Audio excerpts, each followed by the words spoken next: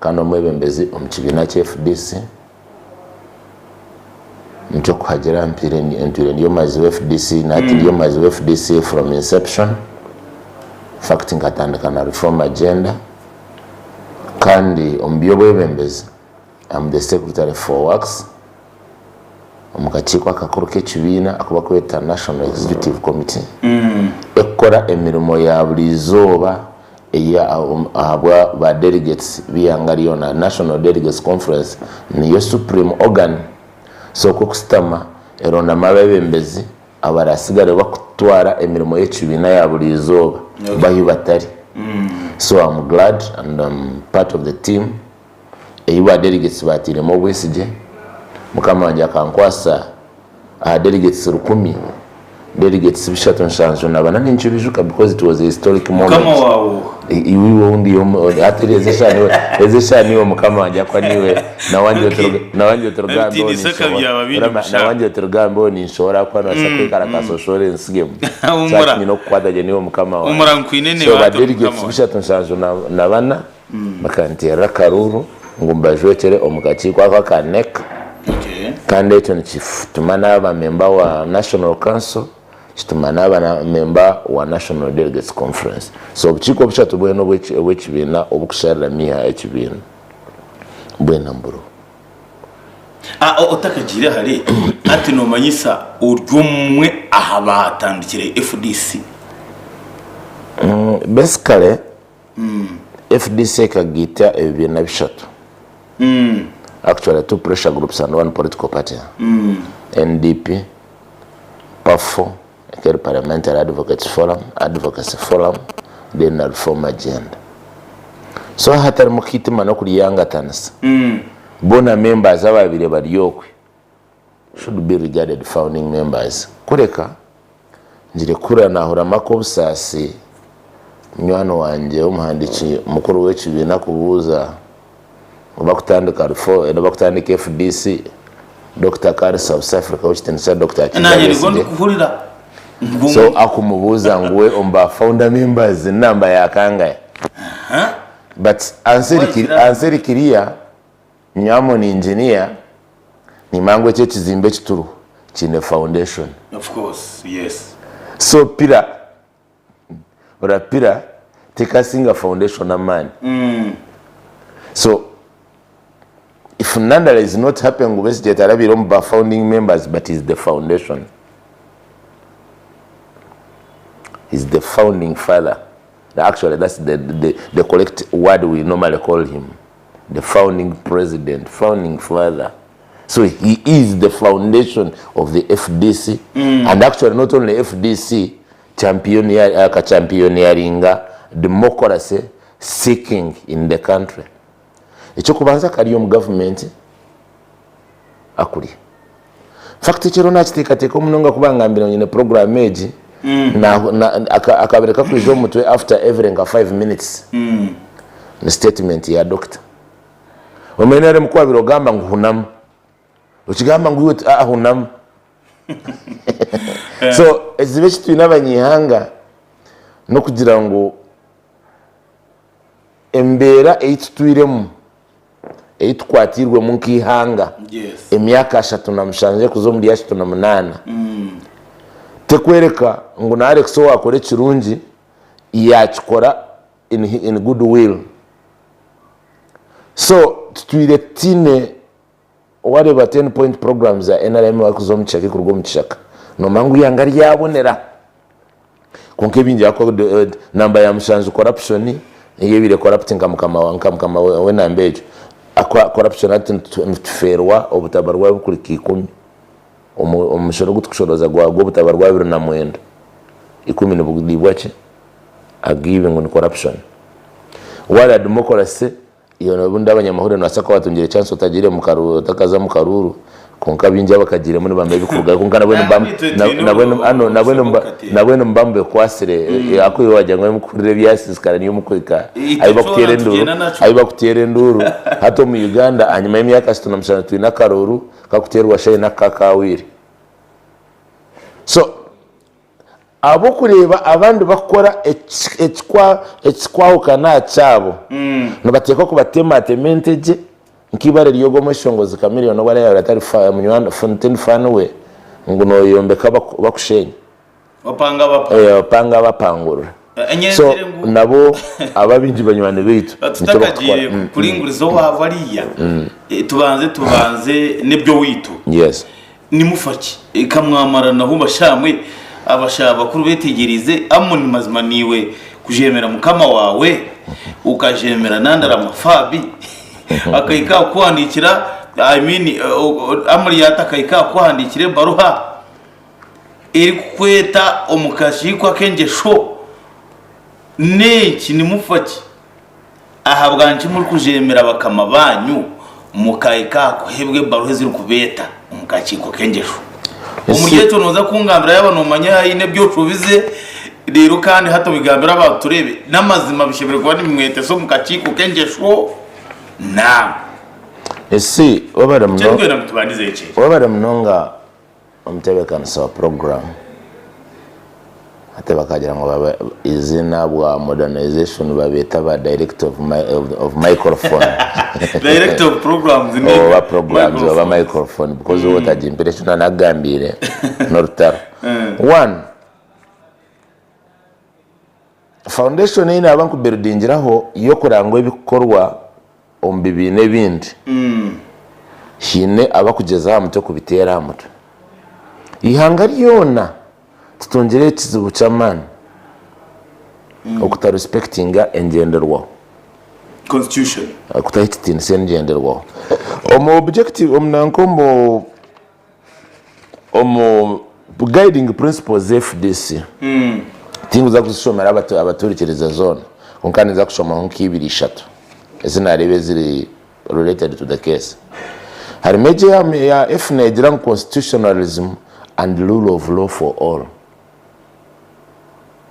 Ngamwe nanko ziro mushango think tina disciplinary committee never tinyine buzubu na disciplinary committee inaba nko ziro mushango konka guryo mushango kandi gurabiro mu mateka endijo eyabire nangwe nashimira kutandikira n'ubundi nakundeje ya constitutionalism omo guiding principles ana yo kubanza no kusavinga ihanga na nekibintu of which I have done. I have served my party. I'm a dual member 2-1.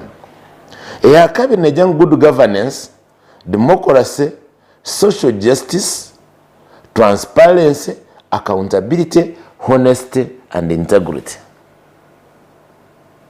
Joni muraba sebo na banyaba barebe n'abahurikiza muraye ya bampango. So twatukubanza wikitini somwa mimi 7 akaruru kemirembe. Kakature makoro mu FDC. Shwari ntatu chine mandate yo kabanja. Kashine mukabanja nari. So as we speak harimu selection of leaders and the constitution is clear. Na election in terms selection. Fine. Naye mukika mwagira consensus. Era still netari selection. No mamwe amuriho batani 10 mukuza kutera karoro. Mujyango ko kutuje kutukureba. Alex Sogu nabasa kutubera ki? Chairman. You all agree. Amana gira tapana tumuzo mu karoro. Then ejo accountability uri kugamba mutabanguko. Ezi senta bingi bagambira asente. Ezi kweta data man ezi birechezo. Yes, it's true.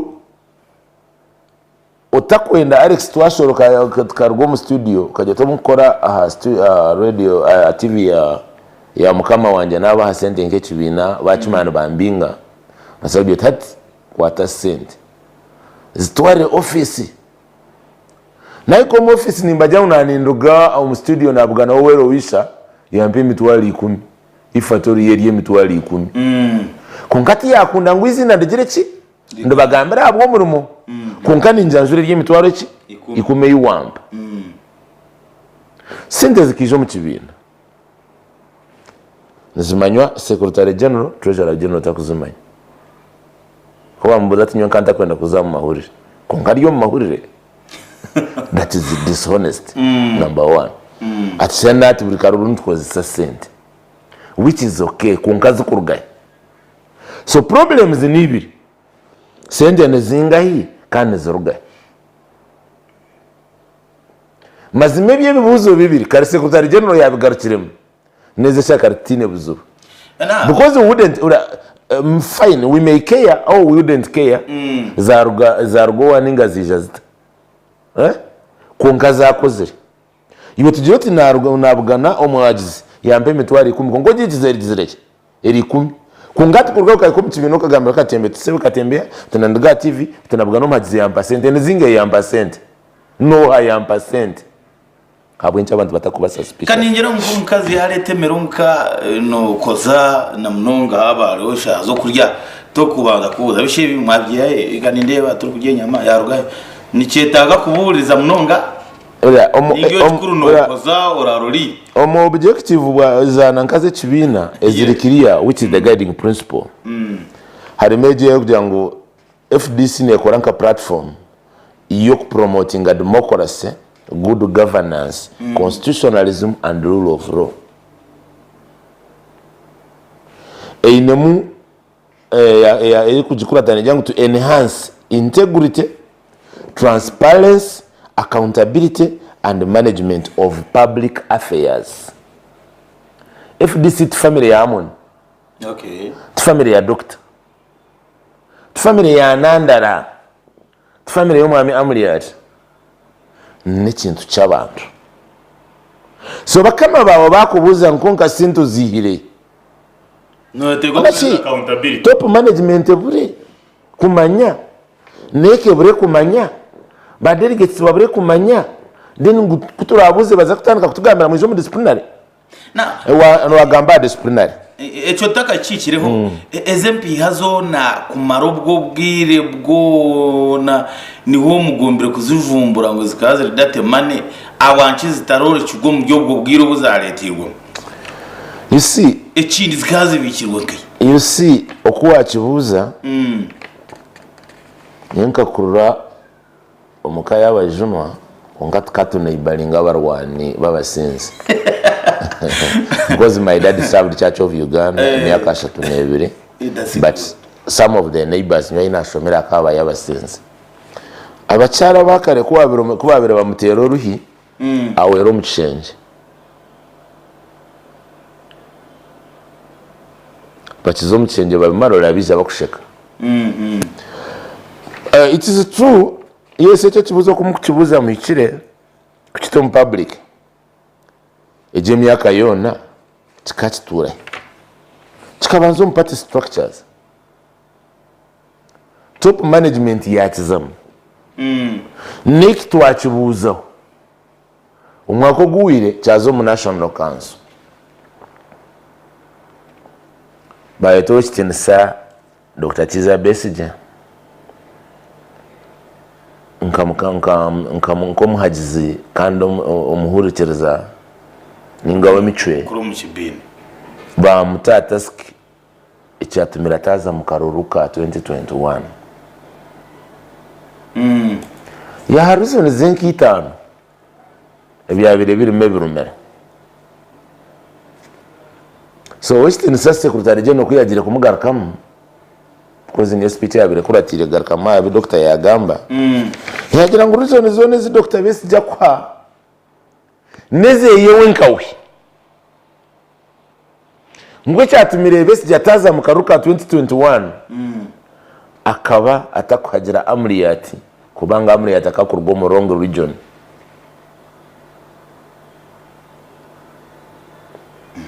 Tindagambirwe because najya no member wa National Council, no member wa National Delegates Conference, no member wa the NEC. In fact, kuyamazire gambecho, I did not waste a single second. Na mjira ngo stop that loose talk. Yagarka yaru prayinga ngo nonkare Amriyat is from a right region. I said again, I've said stop that loose talk. So chabona ko explodinga uzom public. Twayetegereza ngo National Council nebasa kwiza kukimara era kyaguma kigizero kyanjire. National Council in their own wisdom, the National Council composed by chairmen by districts, by NEC members, members of parliament, members of local government, abali elected, members of Jerome Karuba kakoreje nkati mbarira tuneyo representative agasa kwa kakozera karuke karonje no bale bakibire. So ejokurim and 10 eminent persons. To our batyangu tukore akachiku akaraba garukanisa to arbitrate and reconcile them. Ibya Jerome kachiku uri umunyamahuriro kabireba report yarigire. Kabireba. Only to come out with a report which bina kibanje bisi mitwaro nkaga na mshanju. Can you imagine? Ashiba ko mitwaro nkaga na mshanju no shashura no bawa kubikize miliyoni bishatu iyo no tunga gatise kuri mitwaro nkaga na mshanju rero ngo jinyagi. Urashiba ko kinyaga timujumubanja because neze shatu ryo mu National Council bakureta report yejo. If they wanted a contribution for this, from now from Kurugenyuma, have you been respecting the National Council?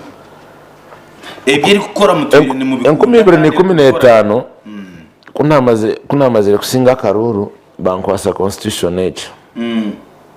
Banteze kiragano to defend the constitution of the party, to rally support for the party, to do all within my means. Kurangu nabona ba Alex nabereke uburunjo buri mu FDC. I respect all leadership organization bina rotawe from LC1 chairperson. Owacharo yanyita ninzayo. That's good. Waruwampana nyumu azabira nyesera umurukiko rwa district where I'm an ex-official, but on a special invitation I attended. Yesterday press conference yambara no nembire niyo background mbire njirumu to guide them as a leader. True. Because a leader must listen and act.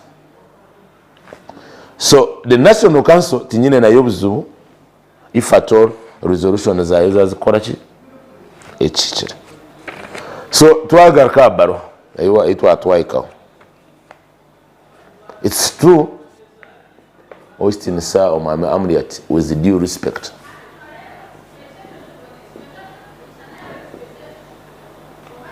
Aho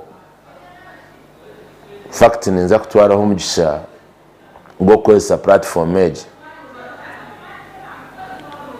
kushaba abanyayiganda bakuturana bakuturikiza n'abanyasubona ngo ina bid yo kwenhansinga democracy tukareta tu dictators bakwenda kusinga dictator tukwasira higuru because all having been done hakiri nimwetera street nimuyomba yakwata nimzo mukoti nibakuye umushango ahabwa case akwibi case umunyamahoro no bimanya unlawful society manya unlawful assembly ibiti ejutimishango na kucangaranya mesande agaraka kurekura but now wekibina wena liye kuwana na constitution tajirwana. I sat and read this constitution na shanga ebirumiranka bishatu ningabino omyaki 19 yitwa isa FDC tubira tukufuna karuru kemirembe. Yes, akaruna karuru hinebe kuza bikazamo ukashanga mayitaga kubitereza kunga bikaterera mukagenda nkatimu. We are saying now akarura karuho ni selection not election. Nicho kurebera districts nyingi zitakagiremu because to be a member of the party noteka kuba ine card iba kweta membership card and this is the membership card FDC. Echo nomwana yazarwa na mangu zo mu FDC no funa kadeji ngoko kubatizibwa bakakwemba ebara yo kubatizibwa ukatebwa hengaro bakakwereze bara yo kutebwa hengaro otigito kibona umkundu wa washwerwa waninga washwera bakakwa marriage certificate. So the FDC certificate to be a member is this membership card. N'abanyayiganda tebare kubino bagigura shiringi 10 za Uganda. akwaze mu n'umuntu for accountability purposes n'umuntu azahandikiraho shilingi zingahe shilingi 10. So as a practice buri karu ko nakuturabiremo nkakine register kuzo mu register jo no boyine card okwereka ngo ni member, then ba members babugana batera karuru barondamo abarabe mbere akaciko constitution biri mu procedure zona nobuna kwantazimazireyo. But this time around with two dictators up between ochitinsa amri ati no mwaminanda bono bagira ngutwa ukari yecu iwe akankwasa koro ine kasimuka ukumanyamo no kumanyananga omweto byo tunyonye chairman nakobwa vice oriya namuhobwa ati ogunamuhobwa ati.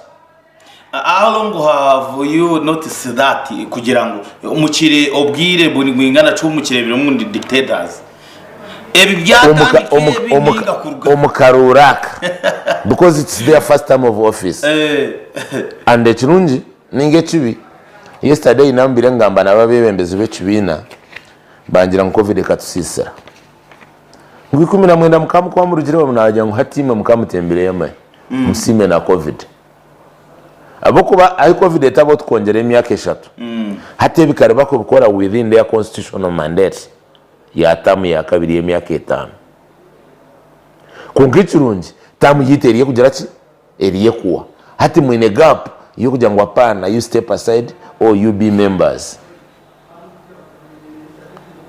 mukaronda Alex waba kisemeza ningambo. You have the authority? Of course we have the authority to amara kutereza karuru because ntsana mbere tukatera batsinga tumango batsinga twabasinga tumango bajati ni mkatekateka ongari yake is what I'm coming to.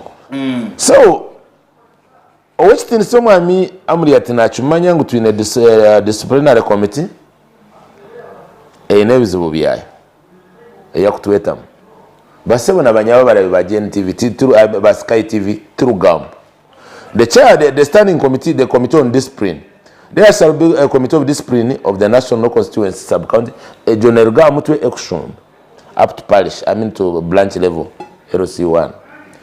The national committee shall consist of the chairperson og na bari vice chairperson of the national delegates conference to never chairperson bata national chairperson deputized by 4. Then na nka committee jo elho chairperson ogwe no when chairperson wao elho secretary wa mobilization and 4 committee members elected by national delegates conference on recommendation of the national executive committee. So we know kuba twine abantu bana andabutakaterera and I don't know whether it's the style of leadership ya Amriati nananda. So kubanza na committee ya kunyeta mizi interior. So hata rugomo political hoodwinking okwesereka kusereka mutomu omusenyi omusana gukuzo omuro gukosa bakanyangwa aranyamyeshone bageta maya yabe kwiruka yale bakuru omuriro ne kwato muto gusereka omusenyi etakumangomero buri kujaki nigwisha nyamoni. Let me be categorically clear. If I can risk my life because of opposition, kuba member of opposition and the senior leader and the risk kunkita kujemwa, you do it voluntarily because no mangu noza kubugana na mnonga nkomu ihanganga igandiri yine dictators can do anything possible kurangu uwicherzana nawe or whatever means. So if I can risk and say no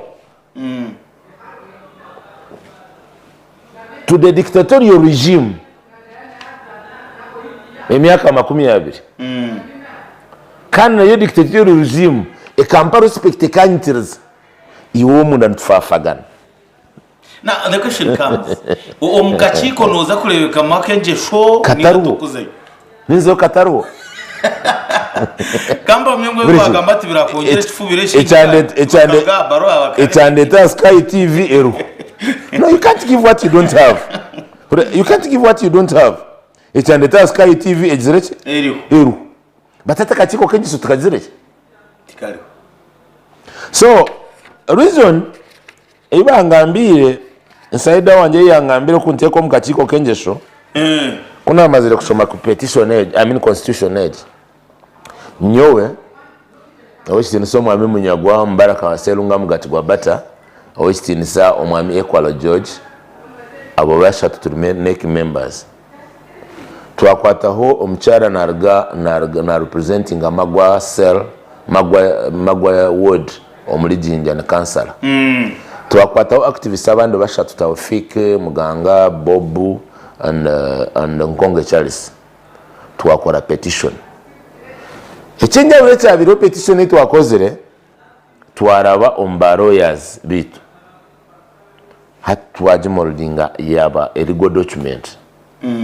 Twahandikira chairman w'ekibina tukumushaba kugira byatuhinduriramu. So twamwereka ngu emyaka 7 oba 8 titwine disciplinary committee as per the constitutional mandate. Twamwereka ngo mu constitution standing committees twina kachiko abanyankole mwena no mukimanya abanyankole benefumu ngo yaburo mukuru egenda obwira.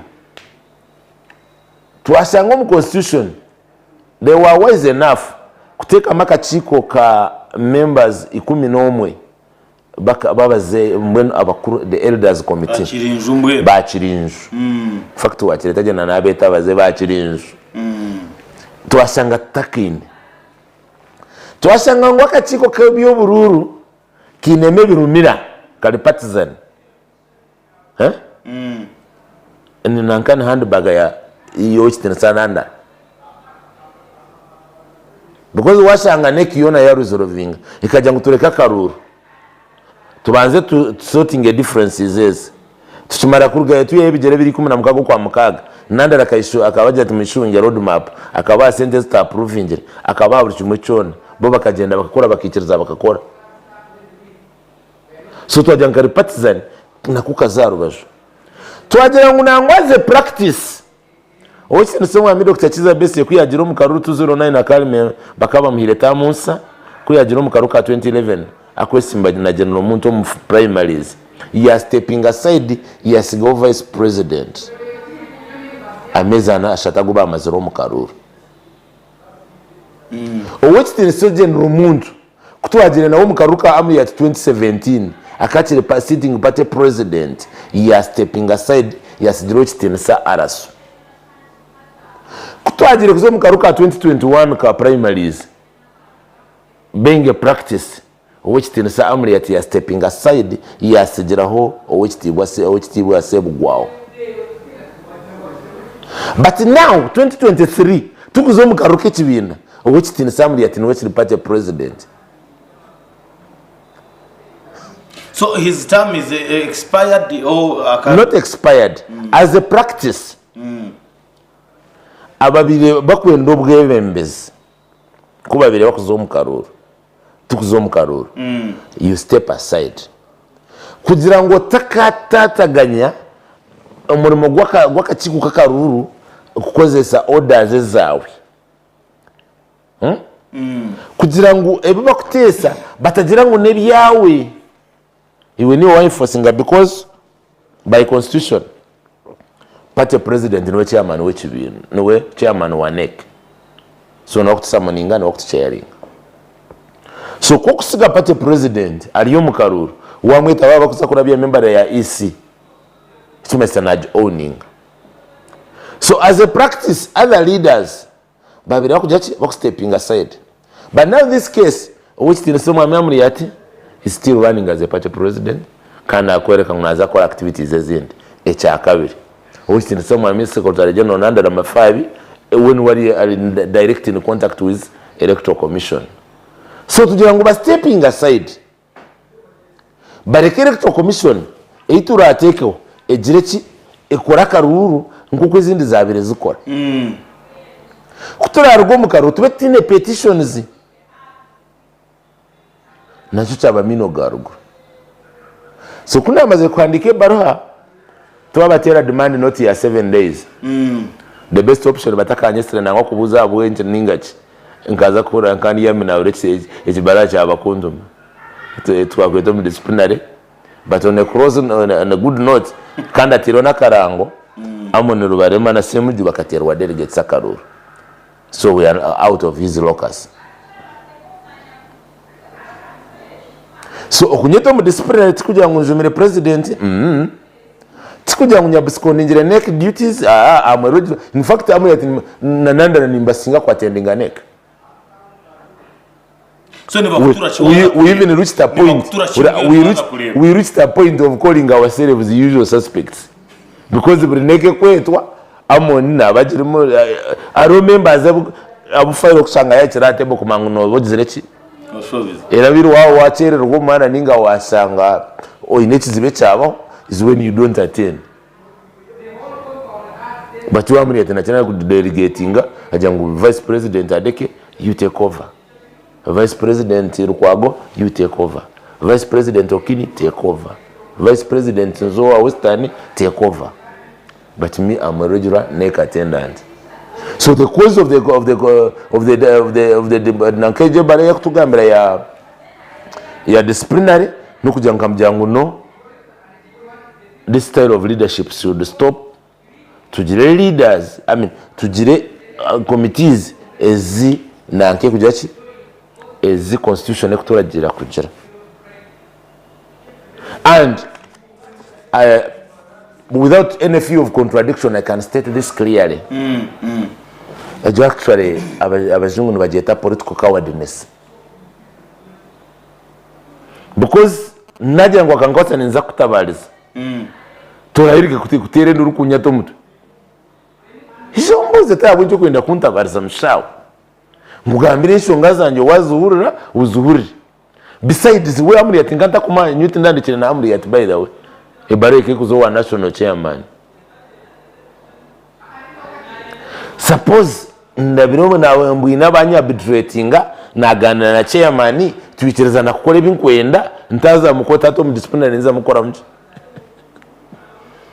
na ati mwami amoni yes ebe byona twabiruga mutwaye kaho itwe nkabaruko hano babareba muri kuryana mukakore iki nayo jakare nangono basokushanga bwato ninga natayisamuri yati na wagambe iki amoni kwabire mubi so mwagiziremo kuryana uko twakurebire ensiyona yakurebire eco kubanza ni nyenda kumanya ikikabire kirungi engesho zanye nungi nembi zarebwensi zikarebwa n'abashecha bo muri kutekateka n'abashecha bayine nanga abandi icyo nico kubanza icya kabiri ebe byona kubirabe ni bibaho kandi bikarebwensi FDC iriyo neza kandi kanosho ngo hatiya mwagira member jubiri kandi zitaratware FDC ahakimariro kumura mutakira kimariro ni mutugambira kinguhine kimubire mutekandekire ninge kiri kombeka ikibina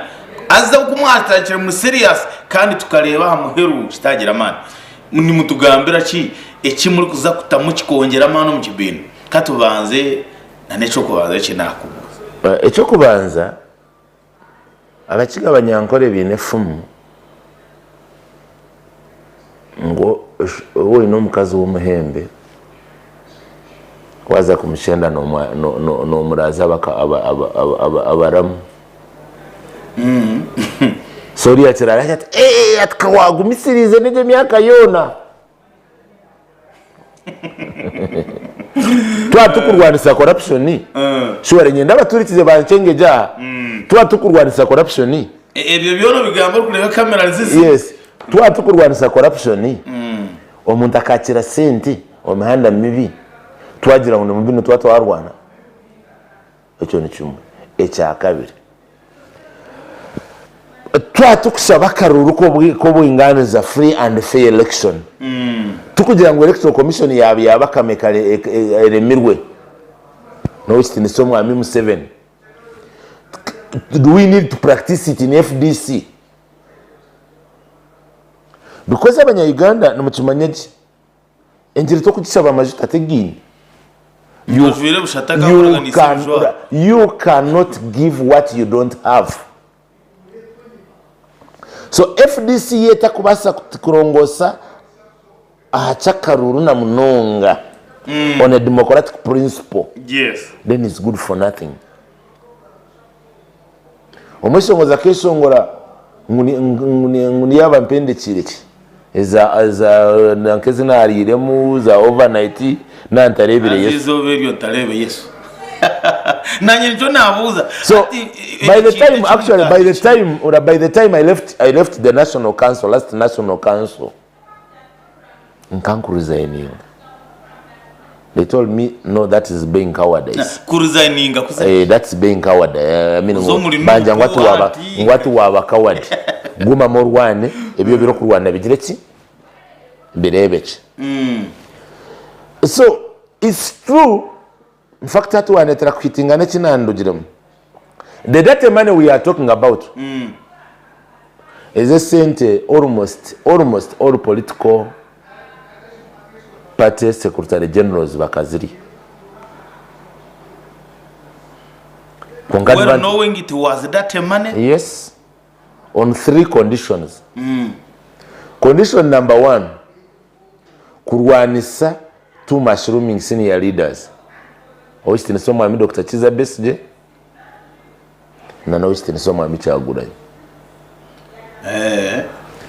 Ekyakabiri kurwanisa political party alliances. Basebe nabanyaba kutureba wanyondebo mu kamera. Nomukimanya ngo America teyine bibina bibiri byonka Republican na Democrats. Bina bingi. Kongo bunde binje bitine mu mani bikukweza byegita. Parking ebyo bibiri Republicans na Democrats. Horango kwatwire Democrats kumbe atwire nka silver ninga any other party, Green Party. True. Konka bakwegita kurango barwanisa kugarzi yangari yabo ahamuramu. So niyo phase nanka change seeking force ebire kuzamu. Hata ronke kibine kimwe bahirite kusema batine na chairman party president wao bayongera na tamu ya office. General secretary janamani minji akwa innocent ya yita baba kumwicherezamu bayongera tamu of office. Bukugira ngo bari yawo tibakwenda kuyomba ninga niyo nkora yabo bobine entube mariraha bicherezana bayongera tamu of office. So almost all the general secretaries by political parties ziri mu opposition esente bakariyaho kurwanisa kwita omusinje gwa founders, the founder of the first the forces of change nupu kutera doctor ekate ekarwanisa doctor na Kyagulanyi. FDC ekatera doctor ekatera Kyagulanyi. Yenju kurebera no wagambeze sha wabugana najya togo no wa BSG atine cyo kutugambira umuro eshonga ya kabiri yibayiretire sentezo kurwanisa eje popular defiance activism kugira ngo imwe abanya-Uganda banyigirwe mutakarwe mukajya mukatusohore twirwaneho ebeyi y'amashomero ya mampango enguto zabambi amarwaro tigine mibazi abana bitu tubashomire ubuhereza bubuzire dene cyakasha kugira ngo ibyo bibina biyona all change seeking political parties zitakayegita ejo niyo ngogo abere yo mugasho gwa sentezo. So abakirebireje bakutwarigireyo we have now launched operation Tuja. Operation Twija. Natuze natuzomba kamabitu bakamabitu nogwe akwata rukumirwe akagura kadi y'ekibina takujigura kugira ngo ninunje ne ya bru takugirwa kugira ngo yino bunde kindi ecyakunda mu cyamani kungana agigura ahabwe isi guiding principles na objectives zachi zechibina goal yemani yo mu kibina cha FDC negira ngo the goal of the party shall be establishment of a truly united peaceful Uganda and empower all the people of Uganda to achieve a better quality of life for all Ugandans. So the political party na ideology. Political party ideology ye chari productive, people will listen to you and will understand what you tell them. Aha. So byabagambira ngu ntwenda democracy akankwasa yaruzayininga karimo kakaza owabo kwesimbo mu karuru bamusinga itirize ngo akatatwiriye katwira aha murimo kutera kerere konka atagizire ngo shayina yaza ku polling station kino yagiro wabo ahora shayina yaza ku polling station yashanga karuba katiri ura atari na candidate mama amoni twaburende chika nkibirizo ezo ideologies nizo zikutugita nibo bantu bita kutkwenda so turiyo twije mbakama bekibina abanye FDC kubagambira luku twino kurikavaringa ekibina kitu but not forgetting the major target ompira guryaho gwino kwasirihanga emyaka 67 ora ogukwasiriya ng'emyaka 67 ora ogukwasiriya ng'emyaka 67 rebo yagiro mu kibira kandi ebejo mu kamera rebo yagiro mu kibira akite mitwaro kinana y'abanya Uganda ngo bamuho bwebembezi akabagambira fundamental change yo kubategeka emyaka 50 mukabura mbazo marwaro mukabura amashomero marungi school fees ekaza higuru because the most expensive era ya education mu Uganda near rebel leadership over dictatorial leadership tukabure nkuto nungi bakiba ebisoro yito obutabarwa 10 mbazi bakagirira mu marwaro. I was wondering, my brother had an accident ngumuragoro referral yayambara ngo buzire specialist wo mugongo and buri mwaka university na shows ati abana ba doctors but you hear I've been referred to Marago because I'm no specialist to mugongo. So nimwe turiyo tugarakamu kutuhamagezi ninga kwatanisa ngo kutuakwatanise tuwaga maragamba ideology yo jangu yangane tegekwa kubi mukatize nyuma mukatijya ngo turwane turwane babire babesije bari kumangumwe no hatiya aba bantu abatwebembire nibo bantu benyine hati kongana mumboreka ngo ito twaregeza tikuregeza because abakiga abanyankore binefumu ngwihambara kwasibwana seriously no kuregeza abo ko washanga hateze shaha besije na nandara nemba jwibiri na amuriyati now itwabareba ibintu tureba ngo we have got some supporters of nandara na amuriyati twagiraho nabo rubajo gwabesije ari kwizera mu amoni rirati yazikabemba jibiri kandi abaza kurwana kugira ngo agire sharabo now kuba kugira ngo ikintu mukikora I don't know whether it's done deliberately or whether it's an honest opinion. One, in this case BSJ as a foundation or founder member na we nasasi w'ekibina amona twira kurwanira ekibina na nyene nsasi w'ekibina nakankwasa obundo batiretiya gasa kushoma ningazira kwata amahurire na we nasasi w'ekibina. True. Says this in fact it's not the Nandara camp nor the BSJ camp but kuriclaiminga ekibina kitu kukiha omungaro zo muhambi kandi my appeal to Ugandans no kugira ngo twena collectively we shall come out and say no, enough is enough, because mukarebi yabiro mu DP mwarebi yabiro mu UPC murebere bibira bibine bindi we cannot allow political parties to be taken that way. And if the worst goes to the worst abamwe abahakanise kuza owa 7 we shall allow Nandara to go alone but we shall not go with Nandala to Museveni. Mwe barimo abantu batureba ku rugashaha ya kashatu kandi kwisesha heji nantayise umwami Amoni namwe n'obundi abenaleza benda chikugo nshaya chine vibe ninza kwikiriza usibura abantu rero turuga mwe bare mnonga management ya Sky TV kwisohereza umbantu mwe bare mnonga abarebi ndabahurikiza ba Sky TV n'abanywano banyu zakwe bazabona babakundeba kwande omozo umnywano wanje owabyana mira Benson yari yambo yanyangwaraho zakureba romchara kazariyo ko side za kashensho ruhinda nawe yanje yangu yanandiba yanatureba ekikumasa coverage now is full breast eriho mbwerero kali so ekyo nakyo no kukisimira because omukire kache mwiza mukata wa vibe mukayiko kwa abandi badakayikira zuba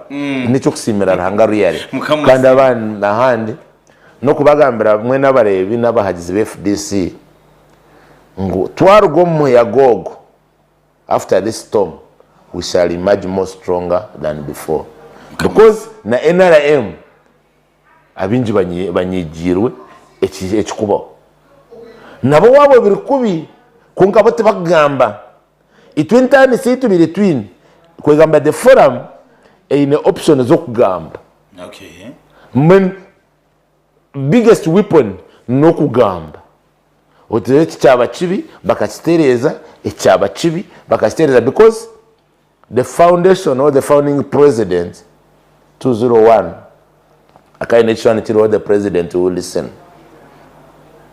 So when he came to Chambogo, by then I was in Chambogo doing my course ya mashanyarazi.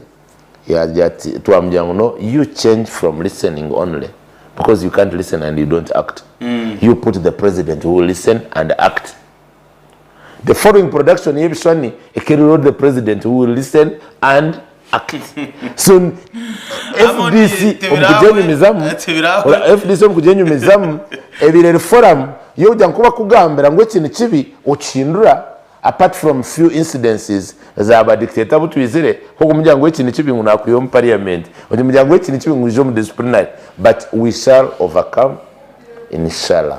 Wabare omwami Amoni kandi twere kusima okutayayira okikiriza tukakubuza ibyo byona ntwenda kusima imwe bere wita abantu batureba mwe bare kugumana mutureba tubaraganisa gumana tubahereza ebirungi on behalf of Sky TV Amoni tukusima na twakweto wundo tayayire tongere aho twatwayisa musibeje bye bye.